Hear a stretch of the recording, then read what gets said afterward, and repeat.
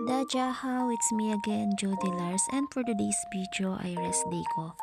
So this time sinilip ko nga ang weather sa labas at nakita ko na hindi umuulan pero nakapundo. After that ay lumabas na ako and sinarado ko na yung gate.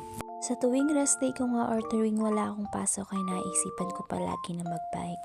Pero dito lang din naman at takot pa nga akong lumayo dahil baka mamaya ay maligaw ako. Habang nagbabike nga ay nadaanan ko yung bridge na to so I decided na huminto muna. From this bridge, tanaw kasi dito kung saan ako nagtatrabaho and dun nga sa building na yun dun sa likod ako nagtatrabaho.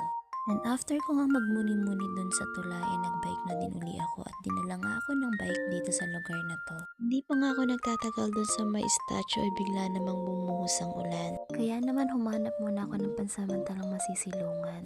And nakita ko nga yung store na to, buti na lang merong pwedeng upuan dito sa gilid. Naupo muna ako habang nagpapatila ng ulan. Maya nung hindi na nga malakas ang ulan ay tumawid na ako dito at nakita ko nga yung store na to na parang 7-Eleven. Sa katabing store nga talaga ako pupunta dahil merong McDonald's dito. Since nakita ko nga yung store na to ay pumasok na din ako dito sa loob. Bumili na nga lang ako ng pasta para kainin at hindi ko nga napansin, akala ko talaga palabok siya nung pala spaghetti yung nakalagay sa may karton. Okay naman yung lasa ng spaghetti pero for me iba pa rin talaga yung lasa ng spaghetti dyan sa Pilipinas. Bumili nga din pala ako ng parang kanin roll na to since nagugutom na din ako ay gusto kong mag-rice. After ko nga kumain at tumambay sa store na to ay nagbike na ako papauwi. Hindi na rin kasi magandang magbike dahil nga ang pangit ng panahon. Dito kasi sa Shanghai napakabihira na lang uling umaraw, palagi na lang umaambon.